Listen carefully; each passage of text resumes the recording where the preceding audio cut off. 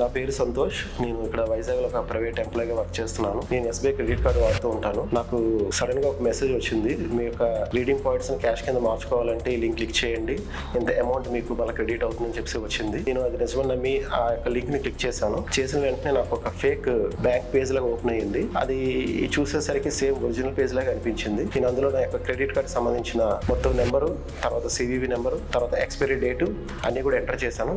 చేసి సబ్మిట్ చేసిన వెంటనే నా ఫోన్కి ఒక ఓటీపీ వచ్చింది. ఈ పేజ్ లో కూడా ఓటీపీ ఎంటర్ చేస్తేనే నెక్స్ట్ కి వెళ్తుంది, అప్పుడే అమౌంట్ రిఫండ్ వస్తుందని చెప్పారు. సో నేను వెంటనే ఓటీపీ ఎంటర్ చేశాను. చేసిన వెంటనే నాకు మెసేజ్ వచ్చింది, ఇంత అమౌంట్ డెబిట్ అయిందని చెప్పేసి. అప్పుడు నాకు అర్థమైంది ఇది అంతా కూడా ఫేక్ అని, మోసపోయానని చెప్పేసి. మీరు ఆన్లైన్ ఇంటర్నెట్ లో ఉన్నప్పుడు గుర్తు తెలియని వ్యక్తితో మీ ఓటీపీని కానీ మీ credit card or debit card details ని ఎప్పుడు షేర్ చేయకండి. అనుకోకుండా ఇట్లాంటి సంఘటన ఏమైనా జరిగిపోయింది అనుకోండి, వెంటనే 1930 కాల్ చేసి ఇంటిమేట్ చేయండి. తర్వాత నియరెస్ట్ పోలీస్ స్టేషన్ కూడా వెళ్ళి ఈ డీటెయిల్స్ అన్ని కూడా అందజేయండి.